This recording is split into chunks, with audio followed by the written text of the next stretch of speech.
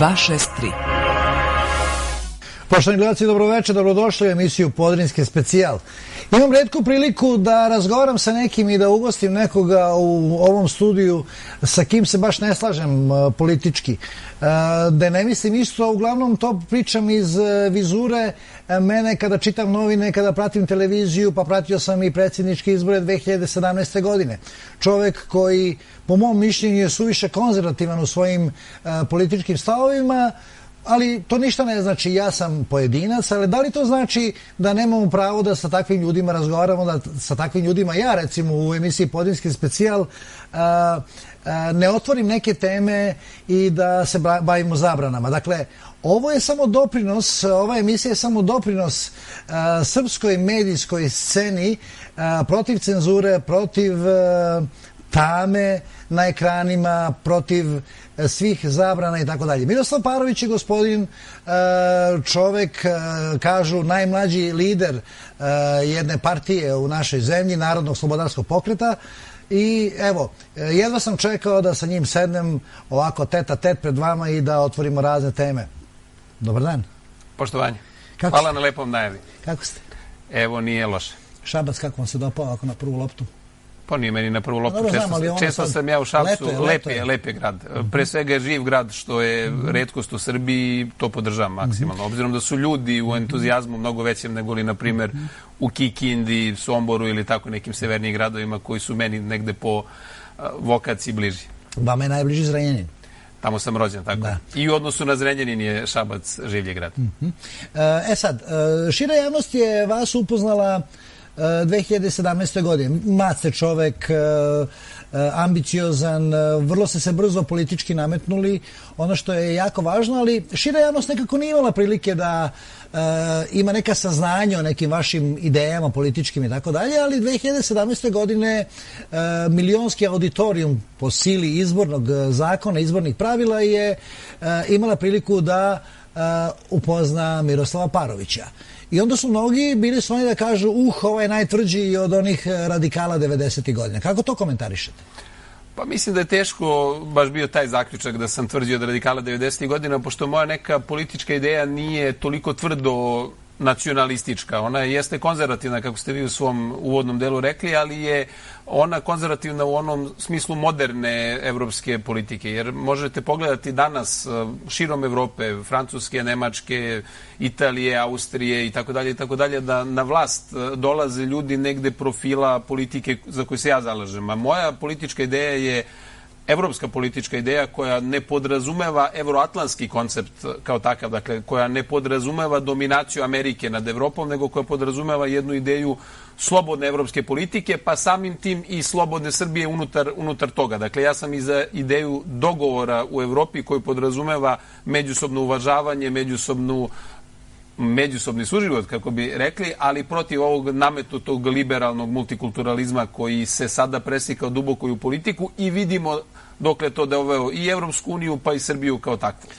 Mnoge političke grupacije širom Evrope sada menjaju svoje opredeljenje, mnoge političke grupacije slične Narodno-slobodarskom pokretu u Srbiji sada i dolaze na vlast. Evo sada imate italijansku vladu koja je sastavljena od ljudi koji su negde sličniji mom profilu nego profilu svih drugih političara u Srbiji. Imate da je u Nemačkoj posle dugo godina se pojavila jedna partija Alternativa za Nemačku koja je naravno nepravedno osuđena za nacizam i fašizam. Ona je jedna konzervativna partija, naravno u Nemačkoj koji je konzervativac, on vrlo brzo dobije etiketu. Moram da se nekinem odmah, pa to je bila i suština mog pitanja. Nepravedno optužena za nacizam i tako dalje. Ja sam i rekao u uvodu ovog našeg razgovora da su vas tako tumačili 2017. godine. Pa je, zato što se ovde sve površno tumači. Dakle, mi ovde imamo i svodimo politiku u svakom momentu, dakle od 90-ih na ovamo, na jedno plitko opredeljivanje vrlo često spram ličnosti, što je još mnogo gore nego li spram politika. Dakle, i onda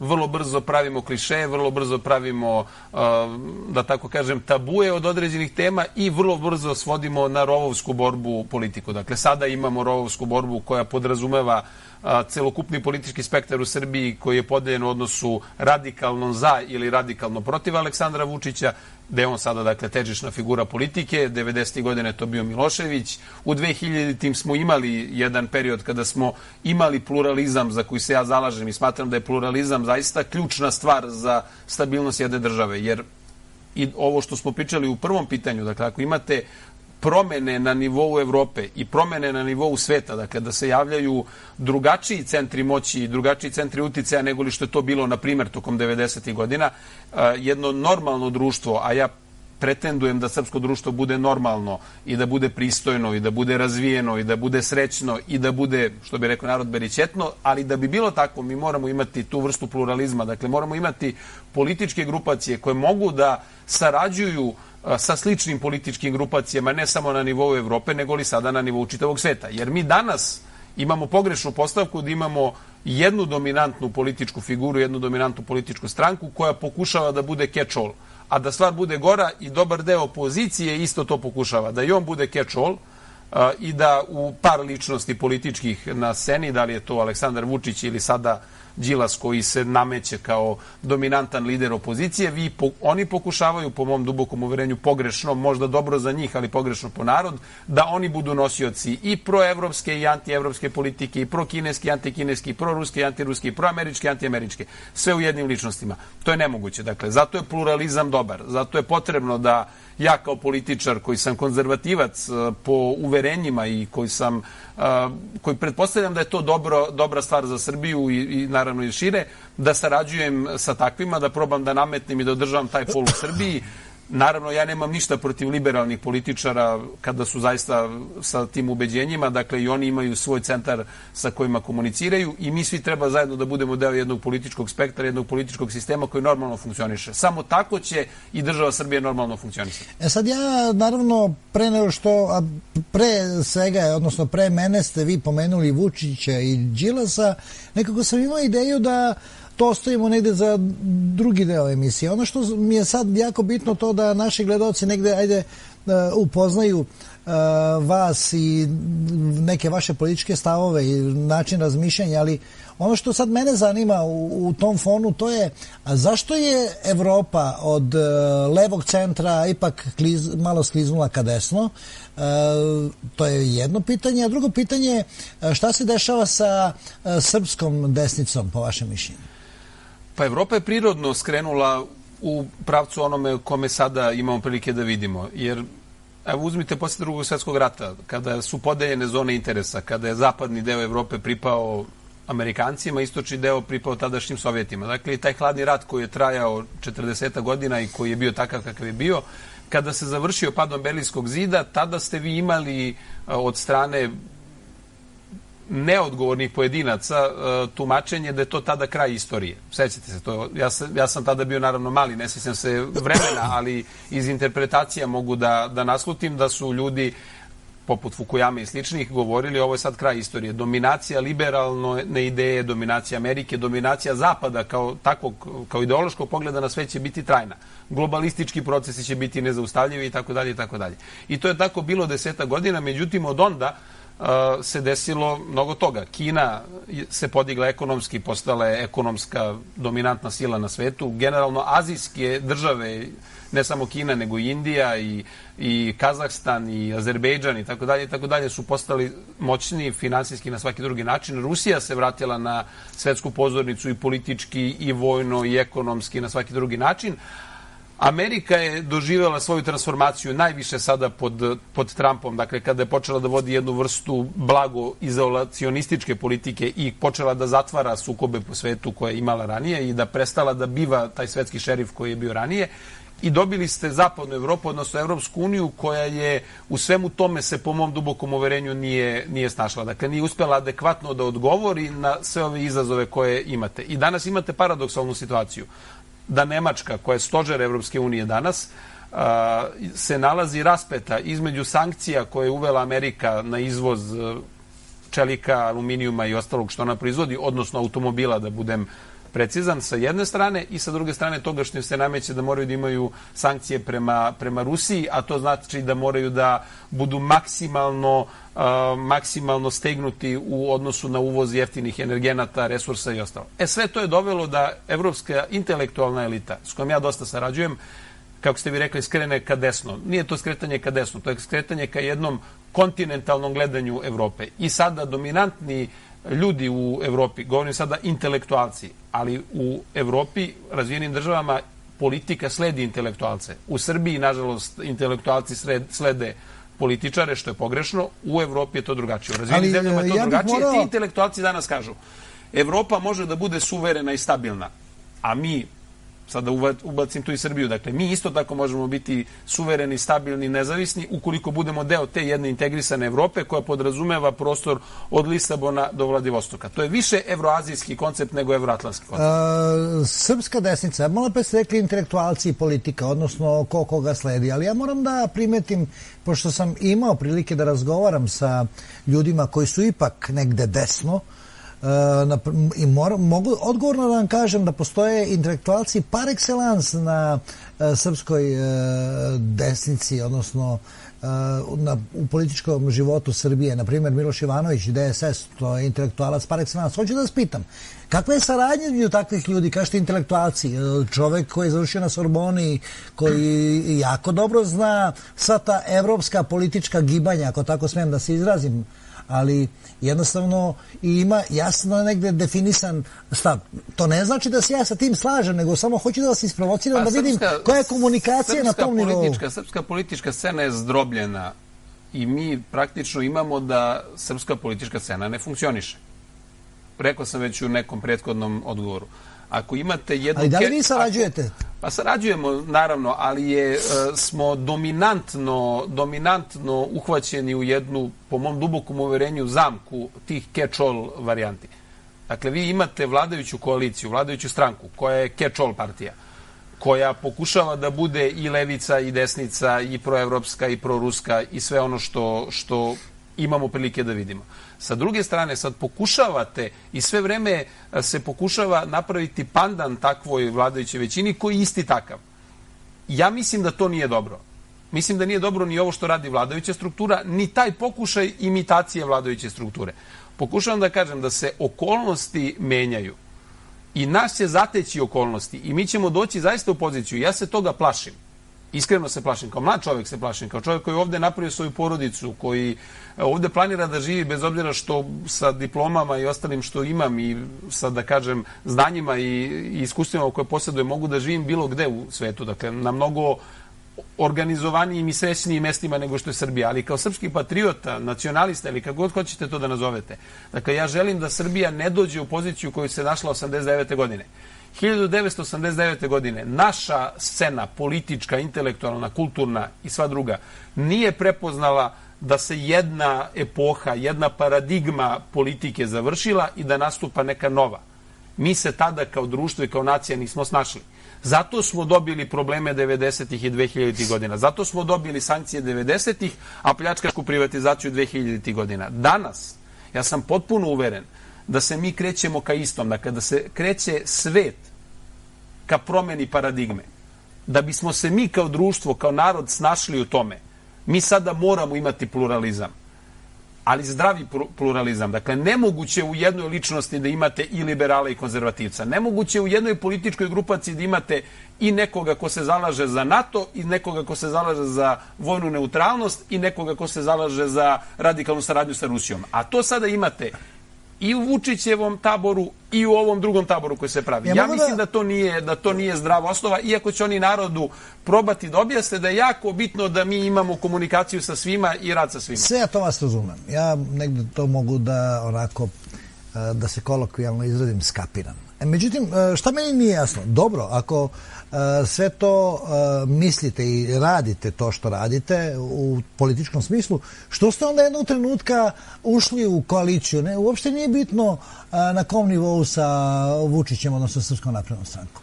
Da kako, ja nemam nikakav problem sa lokalnim koalicijama. Lokalne koalicije su zaista komunalne koalicije, zaista priče u kojima je potrebno... To nije tačno. Pa, To jednostavno nije tačno. Zato što se ovde kod nas zlopotrebljava politika od ozdo ka gore i od ozgo ka dole.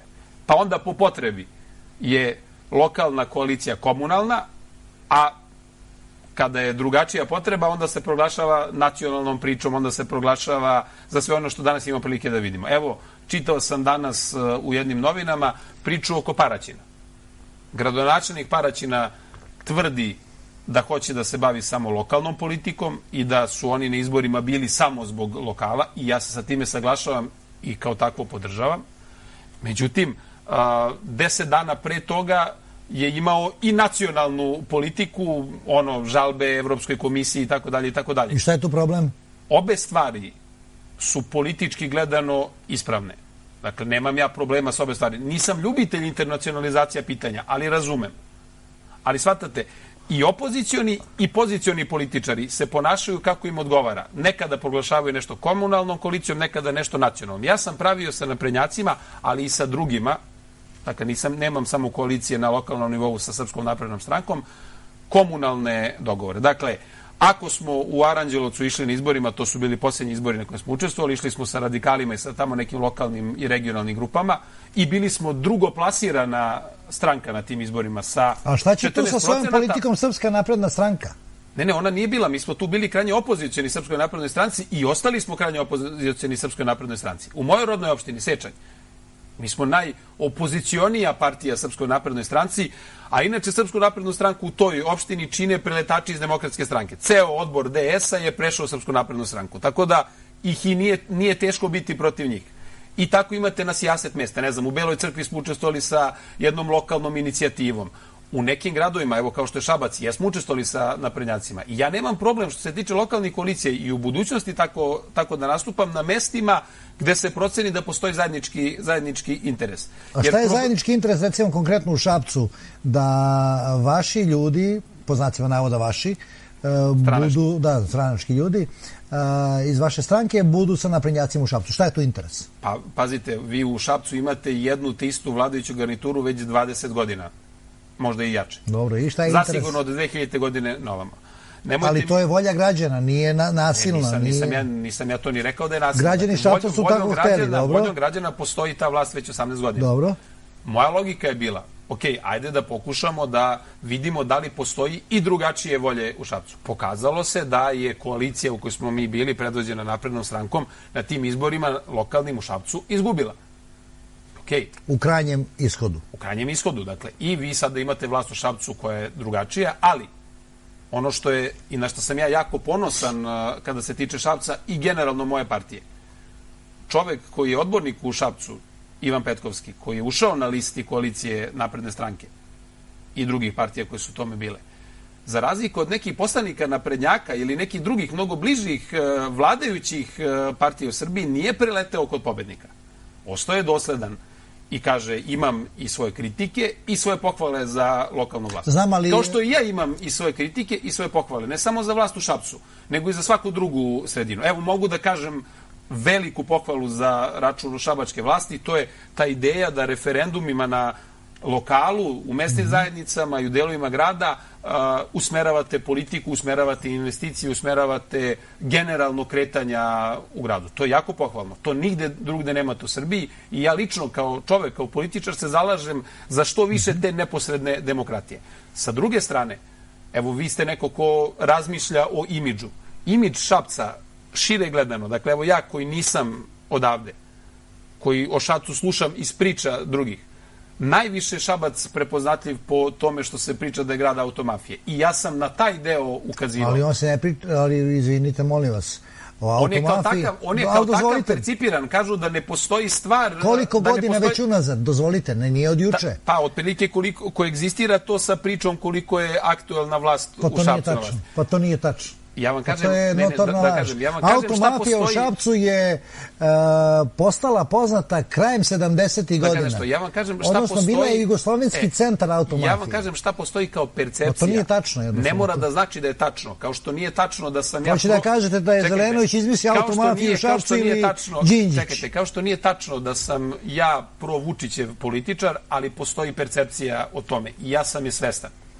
Isto tako, morate biti svesni da kada vas neko posmatra sa strane, kada neko donosi svoje političke odluke, kada neko promišlja o stvarima, da li na lokalu, da li u regionu, da li na nivou države ili šire, onda se nekad on opredeljuje ispran percepcije koja o nečemu vlada.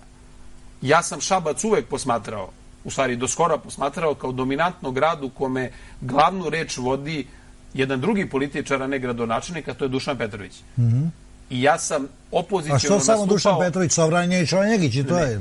Ja vam kažem šta je percepcija, jer je Dušan Petrović najjača politička ličnost koju ste vi imali iz Šapca u posljednjih 20 godina. Dobro. Ja se duboko nisam slagao sa politikom Demokratske stranke od 2008. do 2012. pa i pre toga, ali dominantno od 2008. do 2012. Ja sam u politiku i ušao sa idejom da se to promeni. Morate shvatiti da sam ja neko ko je opoziciono gledao i danas gleda na period 2008. do 2012. da je to istorijski gledano bio loš period po Srbiju, Šabac i tako dalje.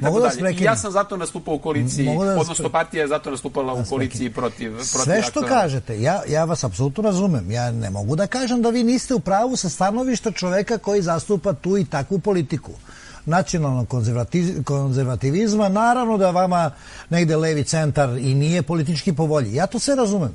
Ali imate onda politiku, recimo Aleksandra Vučića, koji je od ultra desno otišao do skoro ultra levo, postao najveći demokrata i tako dalje, i onda se traže izgovori, pa ajde makar i na lokalu da uđemo sa njim u koaliciju zbog interesa ne znam nija kog i kog. To meni nije jasno. Pa nekako opet ne možete sve ljude stavljati i sve političke grupacije u isti koš.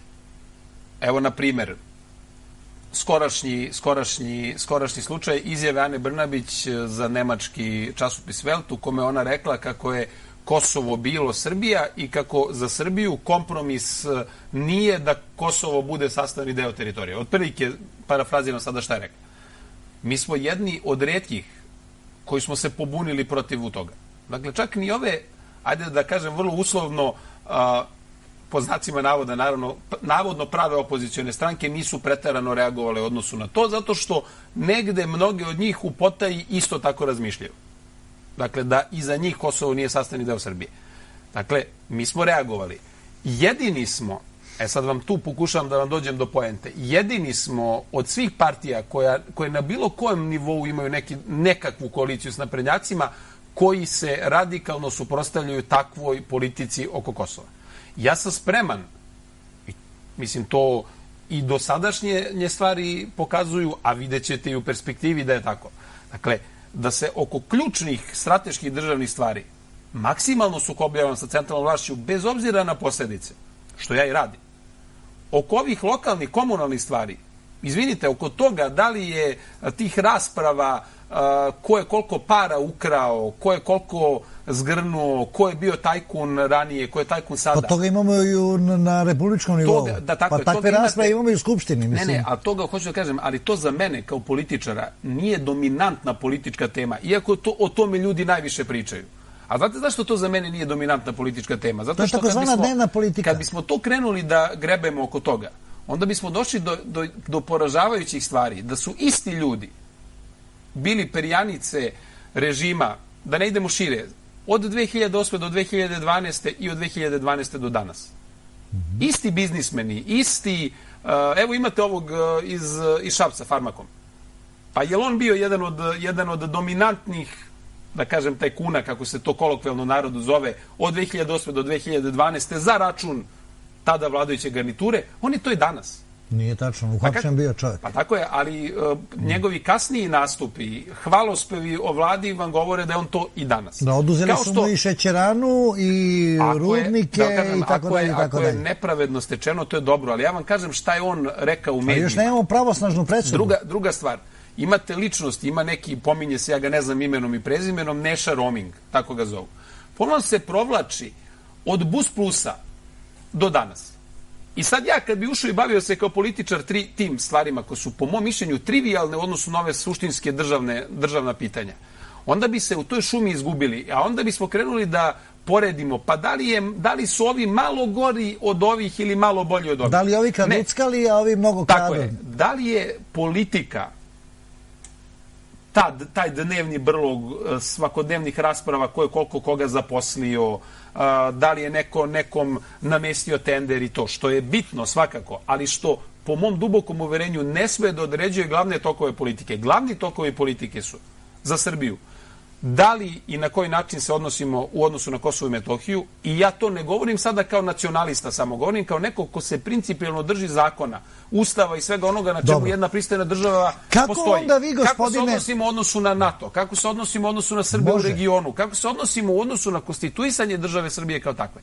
Ja na tome pravim razlike i po tome sam ja u nekim aspektima bliži Naprednoj stranci koja je konzervativna partija, makar na papiru. Ali kako imate stomak? Kako vi imate stomak? Samo mi dozvolite još pola minuta. Dominantan deo članstva Srpske napredne stranke, tih 700.000 ljudi, ja nikada nisam nazivao botovima, niti ću. U tih 700.000 ljudi, ja sam uveren da je 90% njih više razmišlja kao ja nego često kao njihova stranačka centrala. Siguran sam da među tih 700.000 ljudi, članova, ili 1,5 miliona ili 2 miliona glasača te partije ili te koalicije, imate mnogo više onih, a ja bih rekao preko 90% od tih ljudi koji su spremni, odnosno nisu spremni da u odsudnom momentu daju pristanak da je Kosovo nezavisna država. Siguran sam da su ti ljudi spremni da brane Dejtonski sporazum. Siguran sam da su ti ljudi spremni glasački i na svaki drugi način da brane poziciju Srba u Crnoj Gori. Siguran sam da su to oni ljudi koji razumeju politiku za kako se ja zalažem. Sad ja vas pitam sledeću stvar. Iz tog razloga imam stomak. To vam je... Ne, ali ja hoću da pitam, dobro, ajde, ako je vama sada političko pitanje svih pitanja Kosovo. U ovom momentu to jeste. Slažem se ja sa vama, apsolutno. Verovatno bi 80% političara koji bi sad seli ovde na vaše mesto pred našim gledalcima rekli isto. Ja to negde prihvatam. Sad, nije mi jasno ako je sad negde percepcija u javnosti da će Vučić morati kad tad da sedne i uradi ono što je obećao Zapadu, dakle, s jedne strane moraće na ovaj ili ovaj način da prizna Kosovo i radi tako to što radi prilično neodlučno, 2 koraka napred, 3 koraka nazad. Kako vi koji imate potpuno jasnu strategiju šta bi radili i tako dalje i viđenje celog tog problema koje je dijametralno različito, imate stomak da čak i u nekom lokalu sednete sa njim u istu odborničku klubu? To mene zanima. Sad ću vam reći. Dakle, istini za volju. Šta je politika vlasti u odnosu na Kosovo? Oni pričaju o nekakvom kompromisu. Pritom, vi uopšte nemate jasno definisano, niti su oni ikada rekli šta podrazumevaju pod kompromisom. I dakle, uzmimo njih kao neodređene i nedefinisane. Dominantan deo opozicije u odnosu na to pitanje i u odnosu na ova neka druga strateška pitanja značaja, ali ajde samo da posmatramo Kosovo. Dakle, Vučić smatra da je to pitanje da je za kompromis, šta god to značilo. I onda kada gledate šta oni puštaju u javnost, za njih je kompromis od otprilike našeg izlaska na granicu kod Dragaša do nezavisnog Kosova. Dakle, oni su catch-all i u tome postavili. Sa druge strane, imate taj dominantan deo opozicije koji politiku svodi ono što uradi Vučić, mi ćemo raditi suprotno. I oni su isto tako neodređeni i nejasni. Dakle, u dominantnom delu. Dakle, što uradi Vučić, mi ćemo suprotno. Ako Vučić bude se odlučio da priznaje nezavisno Kosovo, mi ćemo biti radikalni protivnici toga i gledat ćemo na tome da ga oborimo. Ako Vučić bude odlučio da na uštrb nekakvih evropskih integracija brani Kosovo, mi ćemo ga onda napasti zato što je ugrozio evropsku perspektivu Srbije. I vi imate, dakle, 2 pola koje su definisana po konceptu i ja sam o tome pre par godina prvi izašao u javnost i rekao da sam ja političar i da predvodim partiju koja je za kontekst ni UA ni URA Vučić. Ja se ne radujem da Vučić prizna Kosovo. I ja sve što radim da mu ili otežam ako hoće da ga priznaje kao nezavisno, ili pak, i tu se sad razlikujemo u odnosu na dobar deo drugih opozicionih političara ili mojih kolega opozicionara, ja se trudim da pomognem da se napravi nekakav zlatni most da do priznanja Kosova od strane Srbije ne dođe. Jer ja mislim, ukoliko neka vlast u Srbiji, da li je to sada Vučićeva ili neka buduća, zaista povuče taj potez, da li na mala vrata ili pak otvoreno, da će to dovesti do dalekosežnih loših procesa po ovu državu. U ekonomskom, kulturološkom, demografskom, identitetskom i svakom drugom smislu. Kako razrešiti situaciju, po vašem mišljenju, taj Gordijev čvor nazvan Kosovo? Mislim samo narod da to može. Evo, mi smo ove godine... A šta to znači narod? Objasnit ću vam. Mi smo ove godine na 30 godina od onog čuvenog dešavanja naroda. Sve vi se toga sećate, ja opet kažem sam o tome čitao. Dakle, 1988. godine vam je bio jedan proces politički koji je onu Srbiju iz 3 dela koja je bila definisana Ustavom 74. a znamo da je to bio jedan totalitarni ustav iz totalitarne jednopartijske države. Dakle, tada je dešavanjem naroda dovedeno do toga da Srbija vrati svoje autonomne pokrajine u potpunu nadležnost i kontrolu. Ja mislim da će se na 30-godišnjicu opet isto tako neki proces desiti. Uveren sam, ne mogu da poverujem da je moguće da preko narodne volje dođe do toga da neko prizna Kosovo. Mada se iskren da budem plašim, gledajući ovo što se dešava u Makedoniji. A na makedonskom primjeru ću vam otprilike objasniti zašto sam ja pobornik jedne drugačije konzervativne evropske politike od one koje danas imate. Makedonija je država koja je od 90-ih na ovamo vrlo sterilno slušala sve što je rekla Amerika, sve što je rekla Evropska unija, sve što je rekao NATO. Apsolutno od Kire Gligorova, zaključno sa Zajevim, svi su slepo slušali šta im je Zapad govorio kao tako. I došli su u situaciju da danas, prvo su imali 2 godine ozbiljne političke krize, bez vlade, bez izbora, bez bilo čega. Onda su praktično nasilnim metodama dobili promenu vlasti na ulici. I aktuelno rukovodstvo u Srbiji i Vučić je predsjedničke izbore na kojima sam ja učestvovao dobio tvrdeći da neće dozvoliti makedonski scenario i ja mu na tome skidam kapu. I ja ne bih dozvolio makedonski scenario, to jest ulični scenario rušenja vlasti. Međutim, očigledno da makedonski scenario danas ima svoj nastavak, dakle da taj film nije bio iz jednog dela, nego da imamo 2 dela makedonskog scenarija.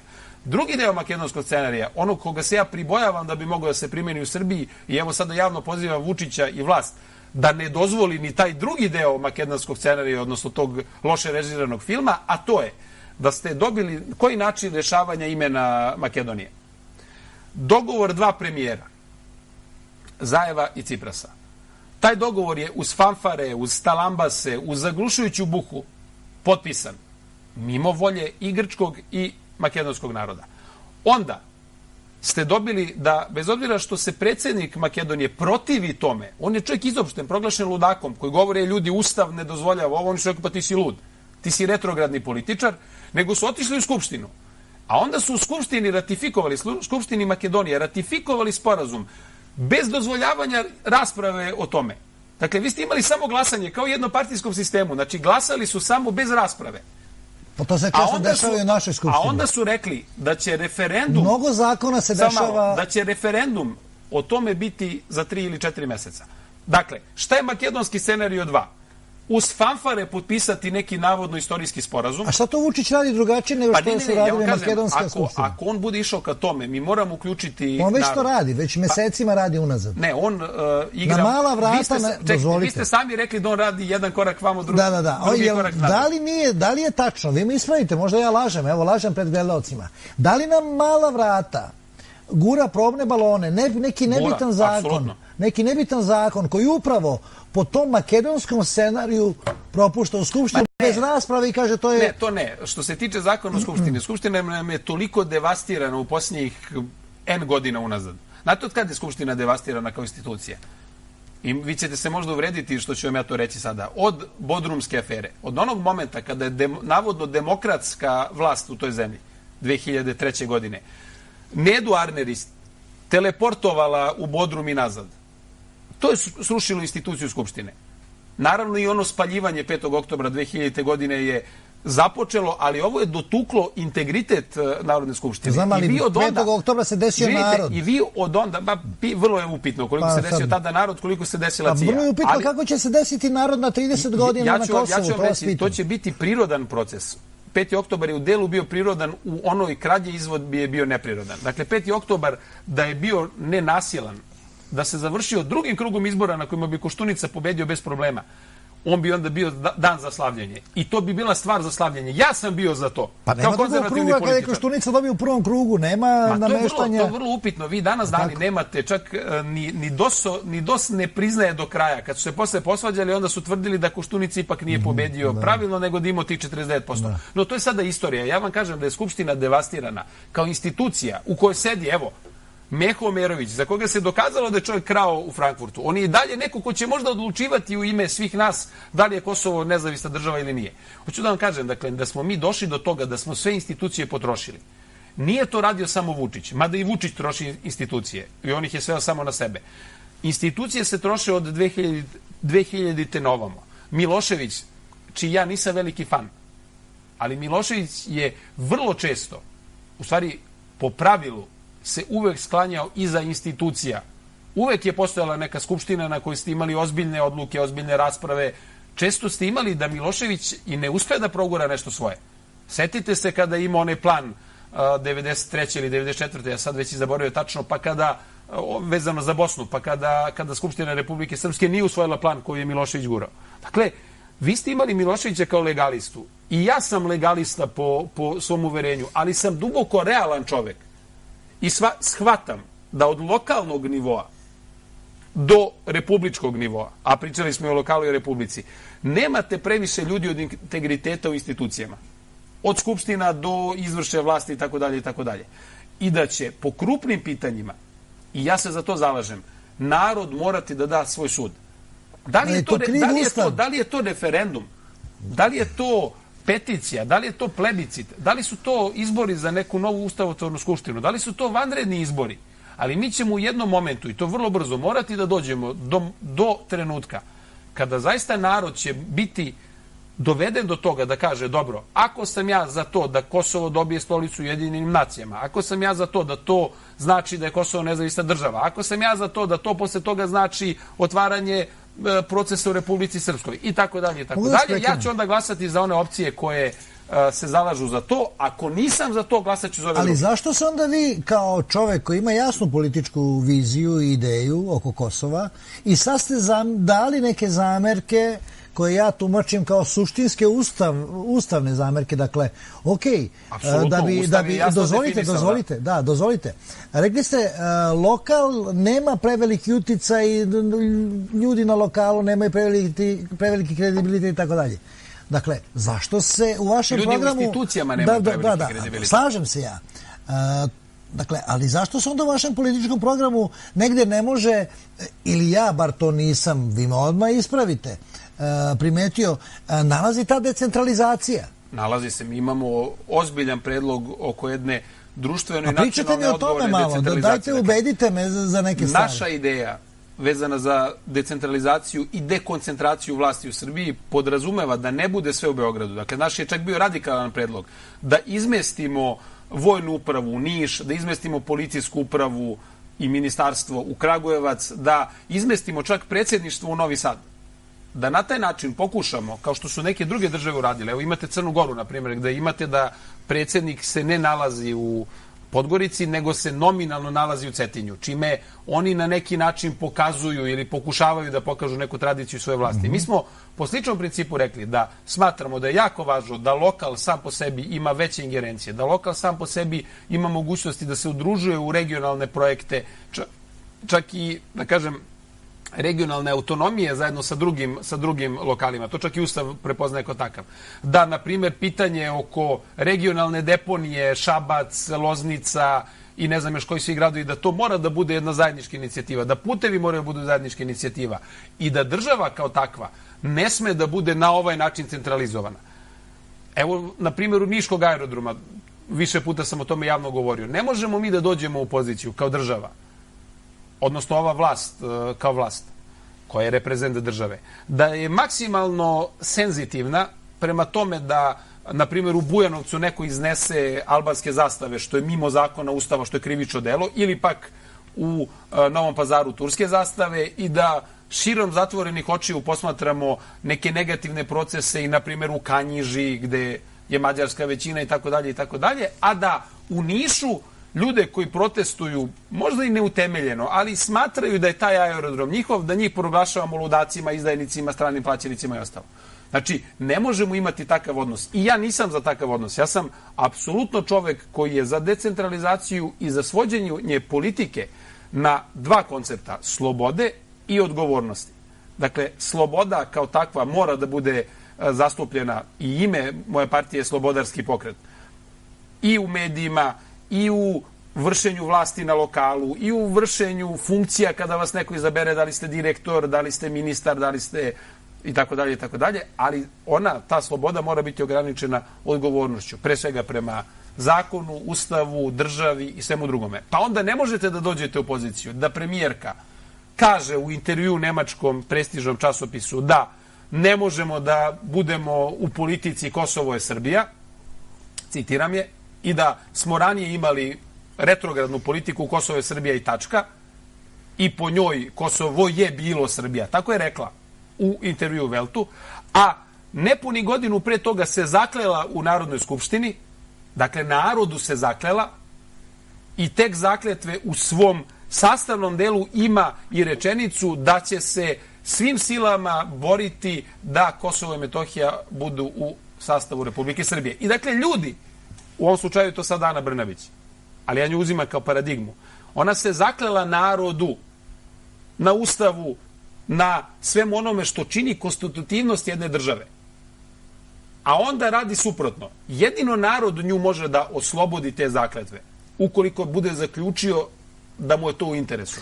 Ja sam siguran da je neće osloboditi, ali moramo se izboriti. I tu dolazim do ključne stvari. Zbog čega ja mogu da imam stomak i za saradnju sa naprednjacima i da budem, a vi ste to u uvodnom delu rekli, čini mi se dobro, jedan od retkih koji dođe u ovakvu emisiju na jednu krajnje opozicijnu televiziju, gde mogu da dobijem mnoštvo pitanja koje meni ne idu u prilog. A šta je to problem, gospodine? Ne, to je odlična stvar. I ja sam kao političar spreman na to. Pokušam da vam objasnim moju poziciju. Ja sam Šta znači to opozicijna televizija? Znači, pa tako ste, ja vam kažem, da li to znači da smemo da pitamo? Vučić neće da dođe ovde i zato što neće pitanje izdrži. Ja sam neko ko dolazi. Dakle, imam stomak i za saradnju sa naprednjacima, imam stomak za emisiju sa vama, imam stomak da sednem sa liberalnim političarima, ja nemam problem sa time. Ja mislim da Srbija treba da postane normalno društvo u kome se podrazumeva razgovor, u kome se podrazumeva dogovor, u kome se podrazumeva da politika nije rovovska borba na život i smrt. Da li sa Vučićem nema razgovora i dogovora? Pa plašim se da ste u jednom delu pravu, ali je to posledica toga što je njegova vlast koncipirana na tome da on mora da bude neko ko ognjenim mačem seče. On je od sebe napravio imidž takav. I da vam kažem, ja mislim da je on najveća žrtva imidža koju je napravio. Danas Aleksandru Vučiću, predsjedniku Republike Srbije, i ja, pošto sam legalista, njega priznajem za predsjednika, i bio sam prvi, možda jedini koji mu je čestitao pobedu, govorim od učesnika na izborima. Ja nemam problem sa time. Pobedio si, sada ispuni ono što si obećao narodu, ispuni ono na što si se zakleo. A zakleo si se na Evanđelju i na Ustavu. Dakle, to je bila tvoja odluka da to uradiš. Tvoja odluka je da svedeš sve na tebe. Ali sam ja spreman, ja vam se vraćam na suštinu politike Narodnog slobodarskog pokreta. Zarad interesa Srbije, ja sam spreman da ne budem radikalni Ua Vučić političar, kao što je dobar deo opozicionih političara. Zašto? Zato što znam da Vučića danas podržava 2 miliona ljudi na ovaj ili onaj način, od kojih, tvrdi vam, 90% će braniti ono za što se ja zalažem. Kosovo u Srbiji, Republiku Srpsku, Srbiju kao neutralnu državu u vojnom smislu, Srbiju kao državu koja sarađuje sa Rusijom i sa Evropskom unijom i tako dalje i tako dalje. Zbog tih ljudi se mora drugačije nastupati. Mi moramo, prosečan čovek u Srbiji, znači kada nas gledate onako metodološki istražene, je konzervativan čovek. Čak i naši liberali su mnogome konzervativni. Evo, Čeda Jovanović je svakom svom detetu dao i čisto srpsko ime i ovo, da kažem, liberalno ime. Znači, čak i on kao najliberalniji čovek. Dakle, mi smo kao takvi kao narod, utemeljeni i konzervativni. Ali smo mi ujedno uplašeni, bez rešene egzistencije. Pomalo nas je sramota slavnih predaka, a nemamo autoritet nad decom i nad potomcima. To je očigledno, to vam je danas čovek. Vi od tog čoveka danas, ubijenog u pojam, pa evo svetsko prvenstvo, mi nismo imali euforiju oko svetskog prvenstva. To vam govori o stanju duha u narodu. Vi tog čoveka sada izvlačiti, od njega očekivati da on sada udara po nekakvom režimu koji ima makar oreol autokratskog.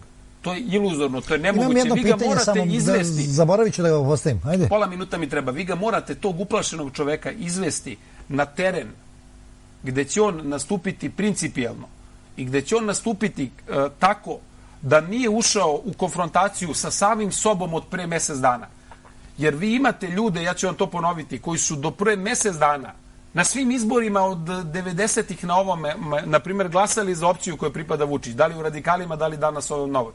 Takav čovek, koga vi danas dominantno u opoziciji ovi ljudi nazivaju botom, sendvičarom, nižom rasom, takav čovek je čovek koji mora da brani suverenitet ove zemlje. Takav čovek je čovek koji nije zaslužio ni po jednoj tački da bude ni podaštavan kao čovek, kao glasač, kao građani Srbije. I ja sam političar koji nije ni podaštavao.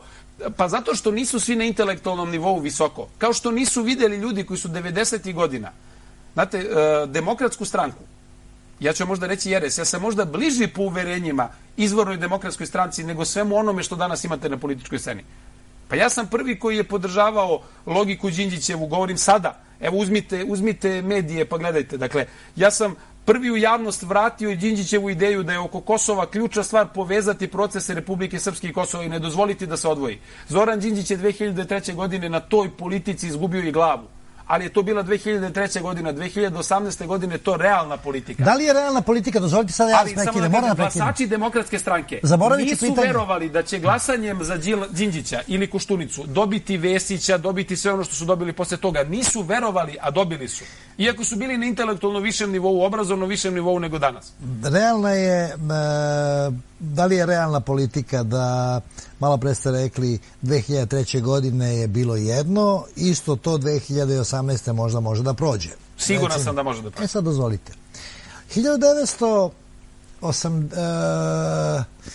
Krajem 80. godina u jednom delu akademske javnosti, Srpske akademije nauka, pre svega mislim na Dobricu Ćosića i još ljude bliske njemu, pojavila se politička ideja rešenja za Kosovo.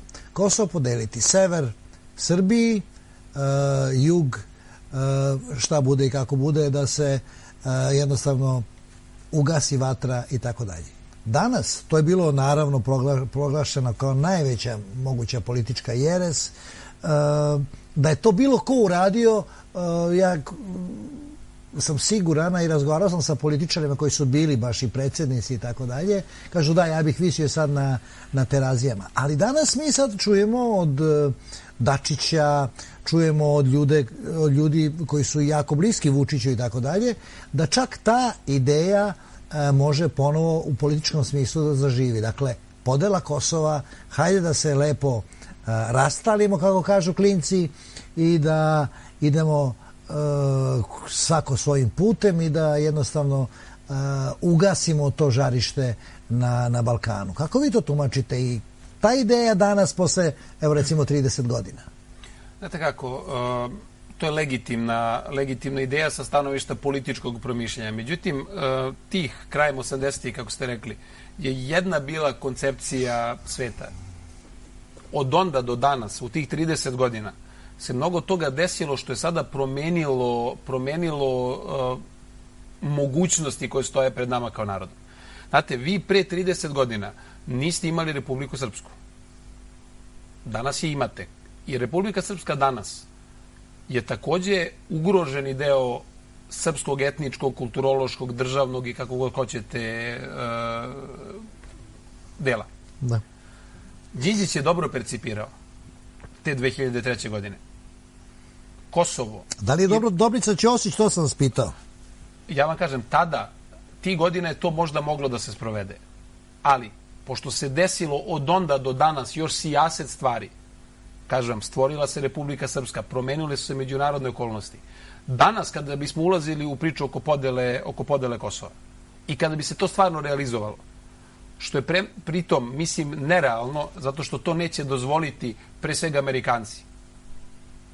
a dobrom delu i Evropljani, zato što bi to otvorilo mnoge druge probleme, mnoga druga žarišta i na Balkanu i šire.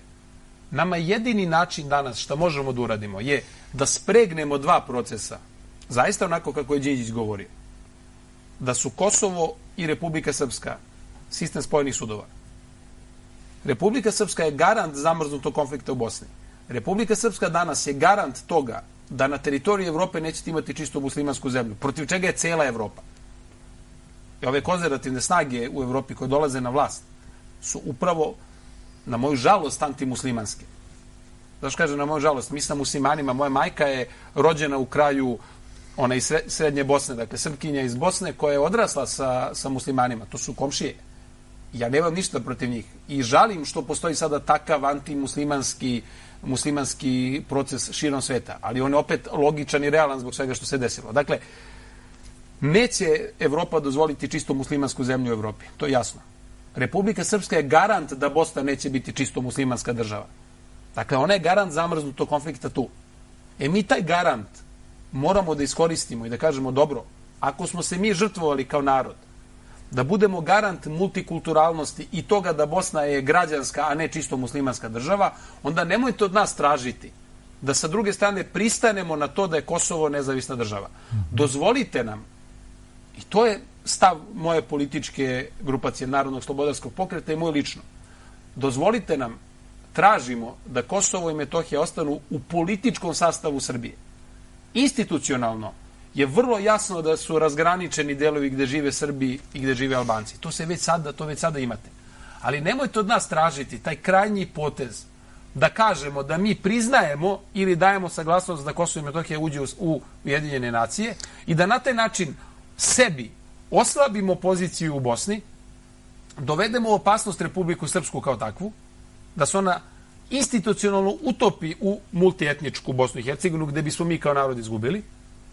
Znači, s jedne strane i sa druge strane, ja sam duboko uveren, što se tiče Kosova i Metohije, obzirom da je ta teritorija, naša srpska, tradicionalno, važna teritorija za mitologiju, kulturu, identitet. Dakle, prosto svaki ozbiljan stari narod ima kulturu, tradiciju, identitet i mitologiju. Naša je vezana za to. Vidite kako Grci brane Makedoniju kao pojam. Zašto? Zato što je deo njihovog mita vezan za Makedoniju. Ne zato što su oni vezani za teritoriju Skoplja, nikad nisu bili u Skoplju, ali su mitski vezani za termin Makedonija i ne dozvoljavaju da ga niko drugi koristi. Tako i mi za Kosovo. To je teritorija na kojoj vlada mafija.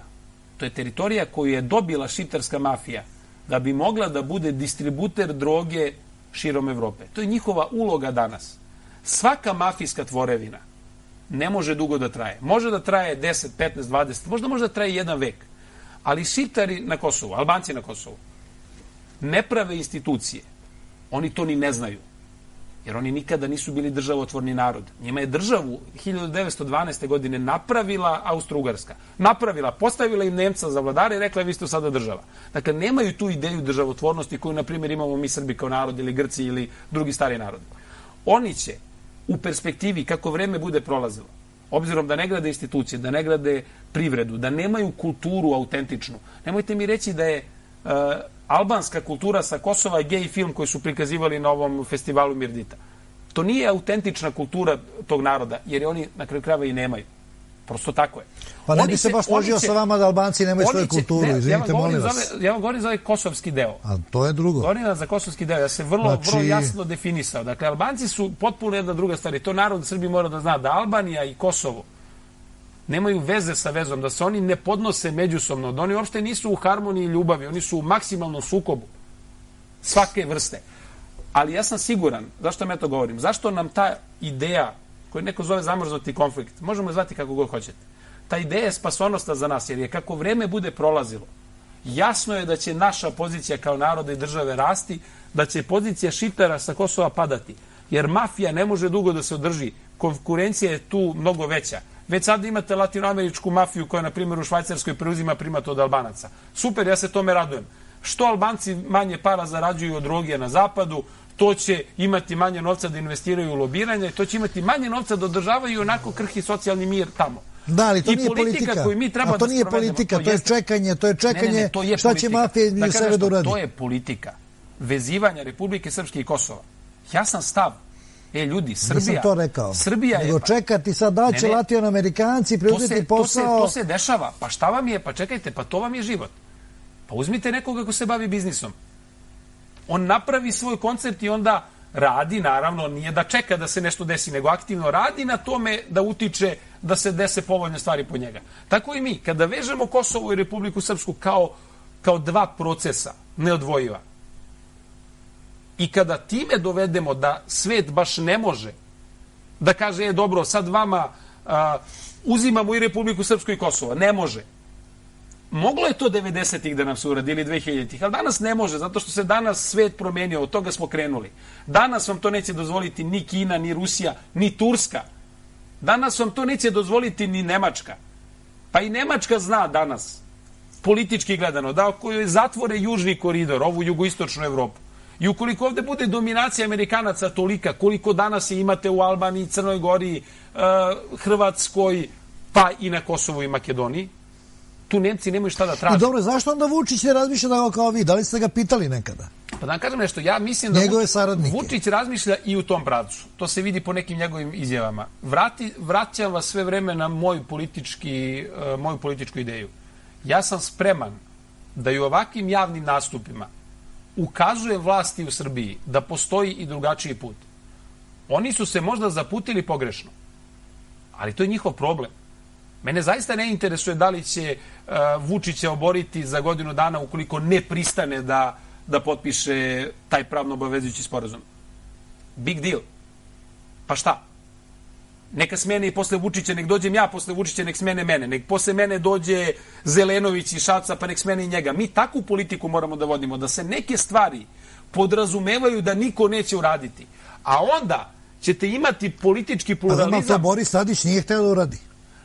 Nije pristao. Čekajte, Boris Tadić je, da budemo istini za volju, režim Borisa Tadića je oko Kosova napravio najveću problematiku time što je pristao, zbog gluposti, po mom dubokom uverenju, da iz Ujedinjenih nacija prebaci pregovore na Evropsku uniju. Tim momentom ste vi napravili proces koji se završio Briselskim sporazumom.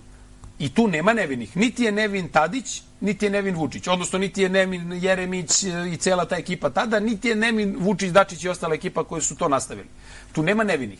Da je ostalo u Ujedinjenim nacijama, da se njima nije žurilo, da oni nisu politiku vodili, i jedni i drugi. Dakle, ne aboliram ni jedne ni druge. I zato ja i nisam sklon tako lakom opredeljivanju, jer kad bi ja sad napao Vučića za izdaju oko Kosova, pritom to ni ne mislim, ali kada bi to uradio, ja negde osjećam da bi time abolirao ove prethodne, ali ja mislim da su oni prethodni radili isto. Nisu oni su zbog toga izgubili vlast. Zato ja ne napadam... Pa vi znate ko postavlja vlast u zemlji. Zato ja ove ne napadam isto da su izdajnici, niti napadam Vučića da je izdajnik, nego kažem jednu stvar. Da jedni i drugi nisu razmišljali, da su jedni i drugi razmišljali o tome da čekanje nekada donosi boljitak, došli bi u poziciju 2014. godine, kada se desila ukrajinska kriza, koja se mogla predosetiti, kada fokus pažnje više nije bio na Srbiji, da nismo potpisali Briselski sporazum 2013. godine, što je započela Tadićeva, a završila Vučićeva i Dačićeva vlast. Da nismo potpisali to 2013. godine, došli bi u 2014. na pad granice sa Krimom, što je simbolički slično kao pad Berlinskog zida. Od onda niko više ne bi vodio politiku spram nas takvu kako danas vodi. Da nije potpisan Briselski sporazum koji je, opet ponavljam, započeo Tadić, završio Vučić. Ali to je sad naknadna pamet. Šta bi bilo kad bi bilo, da nije Krim bio, da... Mi imamo gorući problem na Kosovu. Kako ga rešiti? To vas ja pitam. Rekao sam već, na bazi naknadne pameti. To je odgovor na pitanje zašto treba nekada čekati. Dakle, ne u rat, to hoće, niko neće rat. Ko je danas spreman da vodi rat? Ajde vi meni navedite ko bi danas vodio rat. Pa postoje ekstremne grupacije koje jedva čekaju. Nemojmo da budemo naivni. Ko bi vodio rat? Koji Albanci i koji Srbi bi danas pucali jedni na druge? Ko? Koje vojske bi vodile rat jedni protiv drugih? Šta vam je? Pa to je prosto nemoguće. Ko bi u Bosni vodio rat?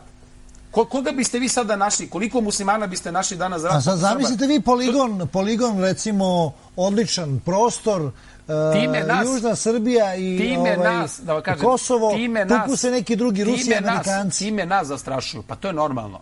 Mi živimo na putu. Mi živimo na putu koji je milenijumima jedan od glavnih puteva u Evropi. Kako to da izbegnemo, to vas pitam. Pa samo saradnjom, ja vam o tome pričam. Znači, i onda, dobro, hoćete da vas prekinem sada. I onda kažemo svi da je šabačka vlast, vraćamo se na to, izdajnička, najgora na svetu, zato što je otišla u Peć, da u sklopu opet nekih razgovora i tako dalje. Da li sam ja to rekao? Ne kažem vi, nego postavljam vam pitanje. Ne, ja nisam, pa ja vam kažem, ja ne mislim da je šabačka vlast najgora na svetu. Ja pričam o saradnji, vraćamo se sad na početak. Znate kada bi bila najgora na svetu? Da je to uradila, a da Ana Brnabić nije izjavila ovo što je izjavila. A onda ne možete da kažete da je šabačka vlast izdajnička jer je otišla u Peć, a da je Ana Brnabić carica zato što je rekla da Kosovo nije Srbija. Dakle, mi imamo paradoksalnu situaciju. U okviru kog projekta je šabačka vlast, odnosno šabački predstavnici vlasti otišli u Peć u okviru ovog projekta, u ustavnim okvirima, sve jasno precizirano, onda se desilo opet od strane naprednjaka vaših koalicijonih partnera na određenim nivoima. Mi nismo učestvovali u tome. Razumete? I onda imamo spinovanje, zamenu teza, malte ne, ovde sada treba u Šapcu napraviti prinudu upravu i vojni državni udar treba izvesti. Ali ja moram da kažem kao političar da ni ne razumem ni potez šabačke vlasti u tom pravcu, jer je za očekivati. Vrlo je predvidljivo. Ali on je bio najavljen, gospodine. Vrlo je predvidljivo šta će uraditi vlast u odnosu na vaš takav potez. I ako vi očekujete takvu vrstu napada, po mom mišljenju, onda ga ne provocirate. Po mom mišljenju. Sada, ali ne, treba pokazati... Jel mogu ja da budem... Ali da li neko... Sad, vi jel hoćete ja da budem malo maligan? Ne, izvolite, imat ćete pravo. Dozvolit ću vam, samo da znači, kao što vi vrlo hrabro istupate ovde, znači, sa punim pravom, sa punom odgovornošću ličnom i tako dalje, tačno znate šta govorite, tako isto ćete dozvoliti da je neko u političkom smislu sa punim pravom u okviru Ustava najavljen neki politički projekat, dogovor i tako dalje, poseta gradonačelniku u okviru tog i tog projekta, sve je vrlo jasno i precizno, razmena knjiga, svesaka, učenje, podučavanje i tako dalje, saradnja, kako ste vi to sami rekli, da je u tome spas i odjednom sada to deo javnosti, opet naprednjaci, ja kažem odgovorno vama, suprotno vama kažem botovi, kažu evo izdaja, treba ih likvidirati, streljati, nije ih trebalo pustiti da se vrati u Šabac i tako dalje. Ali, evo za vas jedno pitanje, da li je, pošto je gospodin Zelenović ujedno i predsjednik jedne političke stranke, opozicione, da li je gospodin Zelenović osudio izjavu Ane Brnabić? On je otišao tamo kao gradonačelnik Šapca, a ne kao predsjednik političke partije. Ja sad pričam... Nemanja Pajić je otišao kao predsjednik Skupštine grada. Nisam ih osudio. Hoću da vas dovedem do jedne druge stvari. Da li je Zajedno za Srbiju partija osudila izjavu Ane Brnabić koju je dala nemačkom listu Welt? Ja koliko znam nije. Šta to govori? To govori u prilog onoga što sam ja rekao, da je politička scena u Srbiji podeljena na 3 dela. Jedan deo je vlast. Govorimo oko pitanja Kosova i Metohije i drugim pitanjima također. Vlast je za kompromis, iako ni sama ne zna šta to znači. Još uvek nije definisala šta hoće. Opozicija, taj deo gde pripada i gospodin Zelenović, je u politici suprotno od Vučića. Šta god Vučić uradi, oni će suprotno. Ma je li nije gospodin Zelenović tim svojim, samo jedno pitanje imam, nije li gospodin Zelenović tim svojim gestom političkim, Nemanja Pajić, Šabac i tako dalje, a vi ste rekli saradnja, pa vaš nekako negde već politički prirodni partner u rešavanju problema na Kosovu, samo to hoću da vas pitam, to hoću da čujem od vas. Prirodna stvar je da je saradnja i da su dogovori potrebni.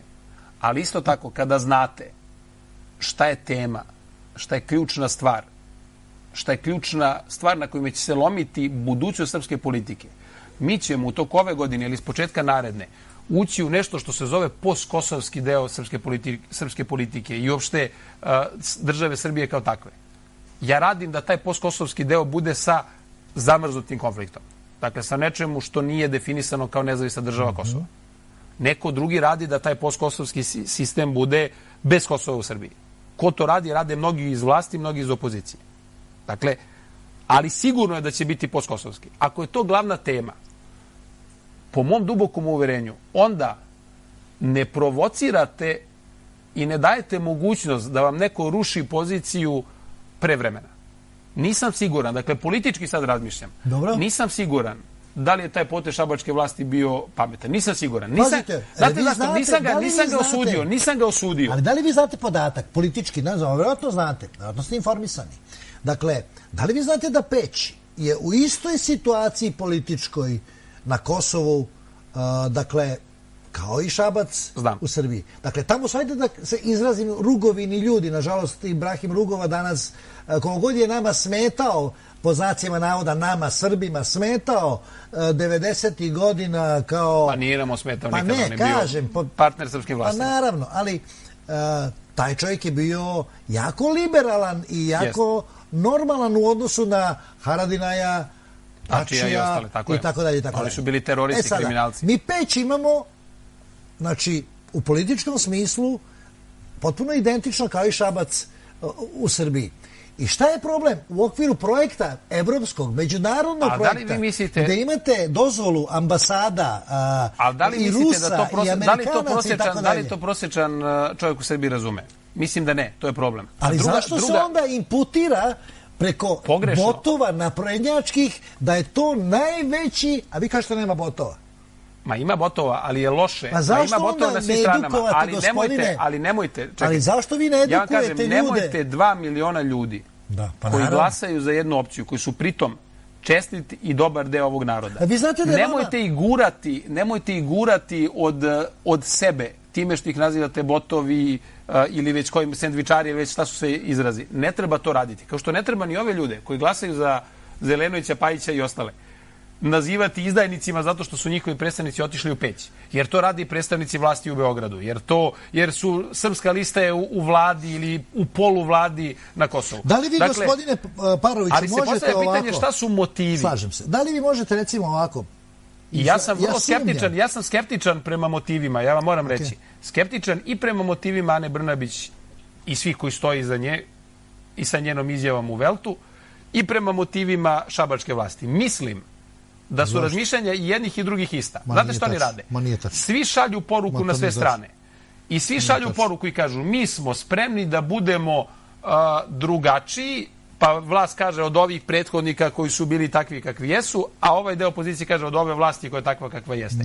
A ja mislim da Srbiji treba zdrav pluralizam koji će dozvoliti da se... Ali vi imate problem da odete na Kosovo, recimo u Peć? Ja nemam, ja sam više puta bio, ali moji odlasci su i uvek tako koncipirani. I da pričate o saradnji, o multikulturalizmu, da pričate... Ja nisam imao problem, ja sam na Kosovskoj... O sportu, da pričate... Na Kosovskoj televiziji... O školovanju, edukaciji mladih kadrova... Evo, ja sam na Kosovskoj televiziji u Čaglavici, srpskoj televiziji, ali i u sistemu Kosova.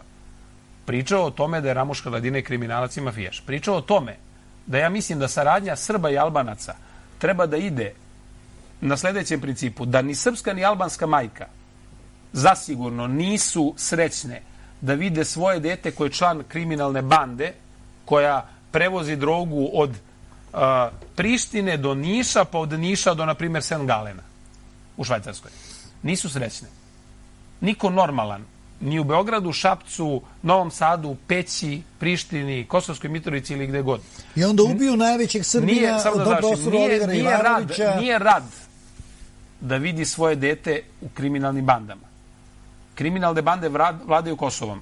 A da vam kažem, problem je što i u Srbiji kreće. Ali ja nisam rad da svoje dete vidim u kriminalnoj bandi. To nam je, da vam kažem nešto, a to vam je osnova na kojoj ćemo postizati dogovore. Ne sa kriminalcima, nego sa normalnim ljudima. Ja to vama i pričam. Moment u kome se mi danas nalazimo je moment u kome o sudbini Kosova ne određuju dogovori Srba i Albanaca, nego ipak određuju širi dogovori. Ali se pokazuje da postoji dobra volja i kod jednih i kod drugih. A ona nije sporna, da vam kažem nešto, uopšte nije sporna. Sad ja tu hoću da vas prekinem. Volja nije sporna. Da li vi, gospodine Paroviću... Ali metodologija, tajming i poruke često jesu. Vi znate da sam ja fino vaspitan čovjek i da naravno nema cenzure i to odlično koristite. Dobro su putili, slobodno sad polivaj, pričaj, neće biti... Pričamo i vi ja o svemu, je li tako? Ja hoću vam postaviti jedno pitanje. Da li postoji, ja sam oduševljen što ste vi došli i pristali da dođete ovde, ali da li vi u Srbiji bilo gde, na bilo kojoj televiziji, možete na ovaj način da iznosite svoje političke stavove i razmišljanja? To je prvo pitanje. A ako je odgovor negativan, meni je strašno žao ako je to tako da vi ne možete nigde na nacionalnu frekvenciju da izađete sa ovakvom pričom i tako dalje. Meni je jako žao, bez obzira što ja o tome mislim, meni je jako žao ako je ovo jedini medijski prostor u ovom smislu gde vi možete ovako da nastupite. Znate zašto? Zato što ste vi, sada ja, čovjek koji apsolutno ne mislim isto kao i vi, kažem, pa da, nada neka postoji. Postoji negde neki kohezioni faktor i moment u političkom habitusu Srbiji koji može da reši taj nama Damoklov mač iznad glave, dakle da ga skloni. Vaše pitanje je nema puno mesta u Srbiji gde je moguće ne reći nešto, nego uopšte gostovati. Ali ste pomenuli predsjedničku kampanju. Ja sam na predsjedničkim izborima... A to je jednom u 5 godina. Ja sam na predsjedničkim izborima i učestvovao ne sa idejom da prođem dobro u smislu glasova, što su naravno glasovi i pokazali, što je logično. Ali je moja ideja bila tada da pokažem Srbiji da je moguće i drugačije političko promišljanje na najjeftiniji mogući način na to učešćem na izbore, da su tada mediji otvoreni. Međutim, nema puno prostora, ali ja bar svaki prostor koji postoji koristim za ovakvu priču. Jer mislim da je potrebno podići onog uplašenog čoveka u Srbiji. Rekao sam vam, koji je konzervativan, koji je ugrožene egzistencije, koji se pomalo stidi svojih predaka, koji su slavni, koji su evo ovde u Šapcu oterali austrougarsku vojsku koja je bila dominantna, jača i tako dalje. Mi smo i bili posebni, kažite slobodno. Znači, koji se stidimo se mi danas tih ljudi koji su imali tu vrstu snage tada. I to mnogo utiče na naš svakodnevni život. Odgovornost ljudi koji se bave generalno društvom, pa i politikom kao bitnim aspektom društvene delatnosti, jeste da pokušamo da zajedno jedni druge podignemo. Od Vučića, koji takođe nije čovek bez straha, meni Vučić danas najviše deluje, ako čitali ste Andrića, siguran sam. Znate kada vezir sastavlja onaj svoj tekst za tablu, za most, za Nadrini Ćupriju. On, i Andrić u jednom momentu kaže kako je vezir počeo da se plaši života. Kako je vezir došao u poziciju da se više plaši senki nego ljudi i predmeta. Mi smo danas došli u tu poziciju. Ja mislim da je vlast u toj poziciji. To pokazuju mnogi slučajevi. Ja nisam srećan zbog toga. Znate zašto? Zato što od poteza vlasti zavisi budućnosti moje dvoje dece. Ja znam da im ja neću prirediti kao čovek stigmu toga da im je otac bio, na primjer, za nezavisno Kosovo. Neću im prirediti stigmu toga da im je otac lopov. Neću im prirediti stigmu toga da im je otac nečasan čovek i tako dalje i tako dalje. Dakle, neću kao čovek ja. Želim da pokušam da jednim normalnim načinom razmišljanja, evo ovakvim razgovorom koji smo mi vodili, dva neistomišljenika, da pokažem narodu da i oni od svoje dece, svoje porodice pa nadalje moraju u nekim momentima, a mi se sada nalazimo nažalost u takvom momentu i to ja nisam srećan zbog toga. Niko ne može biti srećan zbog toga kada će morati da se opredeljuje spram stvari koje će određivati budućnost, a da nije svestan šta je posljedica jednoga ili posljedica drugoga. Oko Kosova smo najviše pričali. Ako vlast ne bude ušla u proces ratifikacije i potpisivanja tog nekog sporazuma o sveobuhvatnoj saradnji Beograda i Prištine, odnosno Kosova i Srbije, posljedice će biti teške. Mi ćemo možda imati ekonomske udare, možda ćemo imati neku vrstu ponovne uvođenje viza, na primjer, za odlazak u inostranstvo. Ko zna šta mogu da nam urade? Dakle, to jeste realna opasnost. Realna opasnost po nepostojeću ekonomiju. Realna opasnost po tome da ne dozvole vladi da se, ili lokalnim samoupravama da se zadužuju. To je realna opasnost da se ugrozi dnevno funkcionisanje države. Ali ako pristanemo na to da Kosovo bude nezavisna država, postoji realna opasnost da nestanemo kao narod. Postoji realna opasnost da Naša deca, evo da moje dvoje dece, Lenka i Nemanja, me za 15, 20, 30 godina pljunu u lice ili sliku ako tada ne budem bio živ i da kažu pa što si mi ovo priredio. Znate, to su takve dileme sudara dnevne egzistencije i pretpostavljanje slike o vama kako će vas pamtiti potomci. To su najveći lomovi.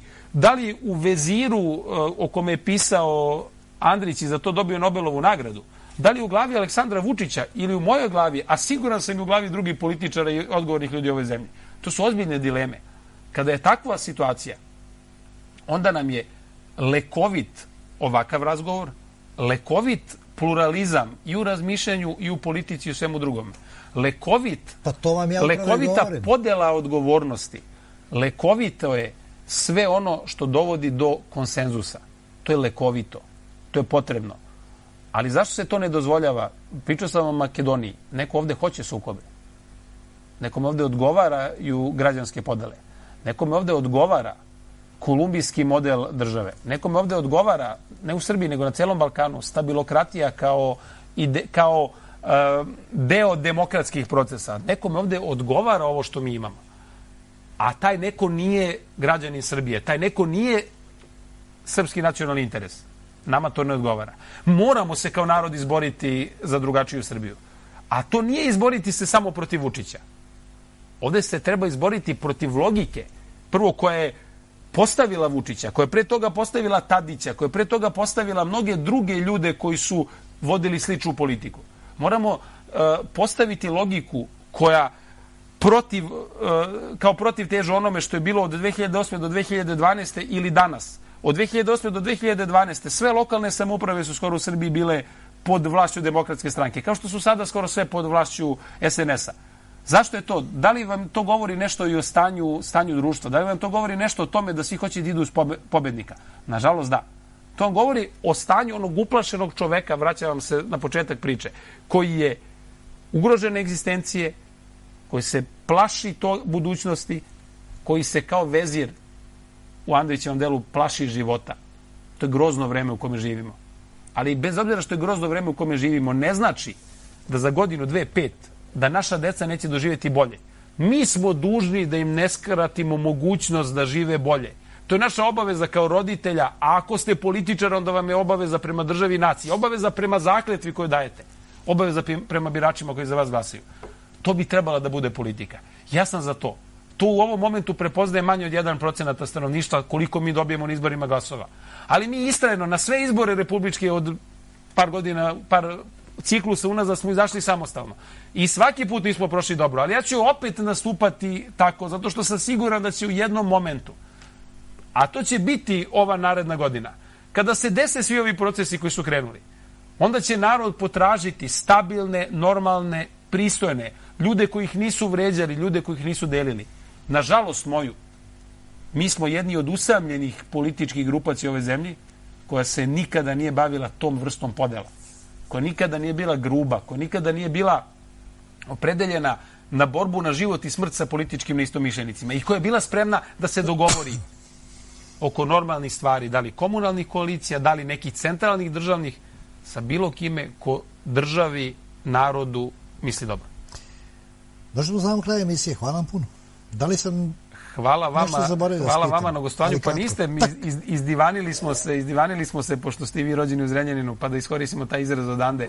Dosta dobro, ali mislim da, lalinski. Ali mislim da je dobro da imamo što više ovakvih sučeljavanja. Mislim da je to lekovito. Jer, kažem vam, ulazimo nažalost u fazu gde ćemo morati da se opredeljujemo. Loše će biti ako ne budemo imali makar patrljak nekog trećeg pola političkog i društvenog koji će govoriti jednima i drugima ljudi nemojmo, daj da probamo da nađemo kohezijone tačke. Nažalost, smo ostali sa sve manje autoriteta u društvu. Nemate ličnosti, nemate institucije koje to mogu da uzmu na sebe. Vi ćete sada zaista imati to da će građanin, koji pak ima suverenitet, znate, počeli smo od evropske politike, da završim sa njome. Glavna ideja današnje evropske politike vam je građanski suverenitet kao takav, ne građanske slobode kao takve.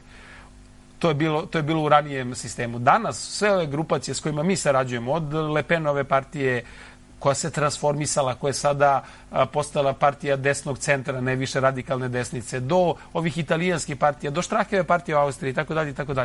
Svi oni sada imaju ideju građanskog suvereniteta kao takvog. Dakle, da pojedinac više nema samo slobodu, što je bila dogma ranijeg perioda, nego i odgovornost. Hajde da mi Srbima kažemo... Izvinite samo, kad ste rekli Le Penova partija, pa tako dalje, DSS, Dveri, radikali... Sa DSS-om imamo saradnje na mnogim nivoima, sa radikalima smo učestvovali zajedno na izborima u Aranđelovcu i u Smederevskoj Palanci. U Aranđelovcu smo bili drugi, odmah posle naprednjaka, do duše sa drastično velikom razlikom, ali drugi. U Smederevskoj Palanci smo relativno loše prošli, ali smo učestvovali. Sa naprednjacima imamo negde saradnju, sa Dverima.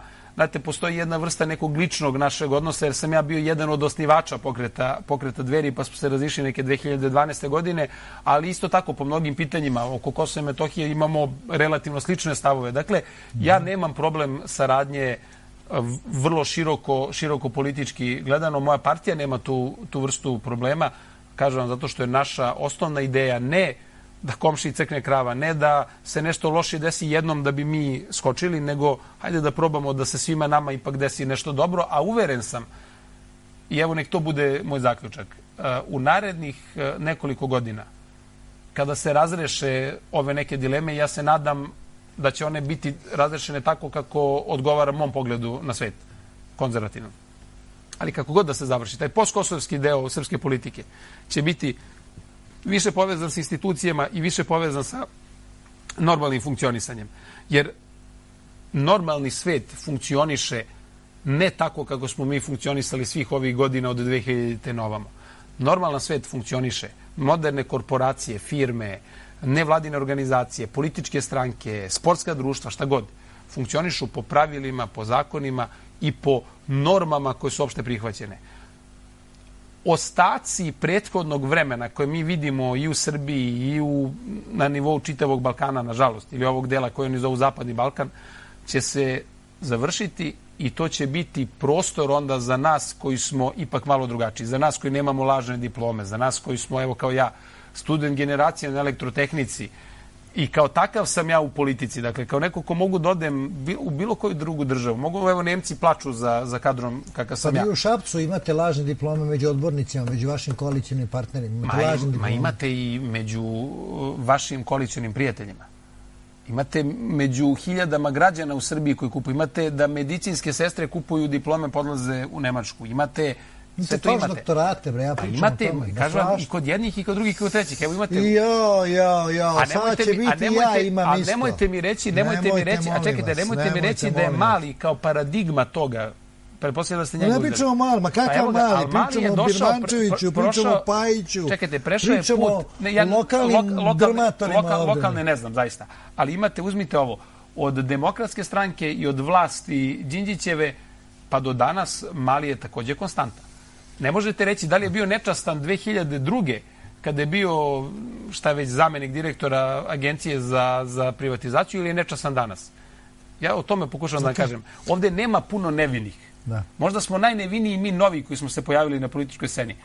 Ali pokušajte da razmislite zbog čega građani Srbije ne žele da daju poverenje novim ljudima. I zbog čega mi botoksirane političare, bilo na vlasti, bilo na opoziciji, ili ove koji izvrše plastičnu operaciju lica i izlaze svaki put kao novi, sa 70 godina novi, sa 5 promenjenih partija novi. To je pitanje zbog čega narod glasa za njih. Mi imamo problem sociološkog tipa, ali mislim zato što je čovjek uplašen, ono što sam rekao, za egzistenciju, i zato što mu se ne prilazi, a i nemate sve manje mogućnosti, imate mu priđete na jedan pristojan, normalan način. Evo, ja pokušavam to, nadam se da će uspjeti i hvala vam što ste mi dali mogućnost da u vašoj emisiji o tome pričam. Hvala i vama, bilo je zadovoljstvo, zaista. Također. Eto, poštovani gledalci, došli smo do samog kraja emisije Podrinjski specijal sa Miroslavom Parovićem, otvoreno, slobodno, bez cenzure, bez zabrane. Podrinjski specijal i televizija Šabac. Budite sa nama. Do sljedeće emisije, doviđenja i prijatno. Marketing, rad